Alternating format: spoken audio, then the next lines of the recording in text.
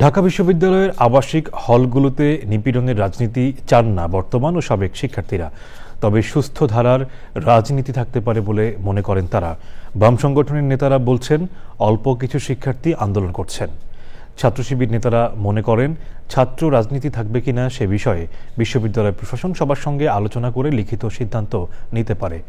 আর ছাত্রদল নেতারা বলছেন, একটি মহল তাদের সংগঠনের জনপ্রিয়তা দেখে ঈর্ষান্বিত হয়ে কমিটি নিয়ে এমন আচরণ করছে। শাকের আদনানের রিপোর্ট। ঢাকা বিশ্ববিদ্যালয়ের 18টি হলে জাতীয়তাবাদী ছাত্রদলের নতুন আহ্বায়ক কমিটি ঘোষণার প্রতিবাদে শুক্রবার মধ্যরাতে টিএসসি এবং ভিসির বাসভবনের সামনে বিক্ষোভ করেন বিভিন্ন হলের শিক্ষার্থীরা। বিশ্ববিদ্যালয়ের আবাসিক হলগুলোতে ছাত্র রাজনীতির অভিজ্ঞতা তুলে ধরেন বর্তমান ও সাবেক শিক্ষার্থীরা। 5 আগস্টের পর দেখবেন একটা সুষ্ঠু একটা পরিবেশ ছিল, সবার মনে আশা ছিল, ধীরে ধীরে সব নিয়মান হচ্ছে, মনে হচ্ছে আবার সেই সহিংসতা রাজনীতির বিভিন্ন ক্যাম্পাসে কিন্তু কিছু বিচ্ছিন্ন সংঘর্ষ অলরেডি। ছাত্র রাজনীতির আড়ালে এখানে হয়েছে গণরুম, এখানে গেস্ট রুম পরিচালনা হয়েছে। এখানে গেস্ট রুমে অকথ্য ভাষায় নির্যাতন, অকথ্য গালিগালাজ থেকে শুরু করে গায়ে হাত দেওয়া পর্যন্ত হয়েছে। ছাত্র দলের কমিটির প্রসঙ্গে গণমাধ্যমের সঙ্গে কথা বলেছেন বাম সংগঠন ও ছাত্র শিবির নেতারা। বিশ্ববিদ্যালয়ের সাধারণ শিক্ষার্থীদের মধ্যে আসলেও গেস্ট রুম, গণরুম, র্যাক কালচার এগুলি নিয়ে এক ধরনের ভীতি আছে এবং সেই ভীতিটাকে একটা রাজনৈতিক মহল কাজে লাগাচ্ছে।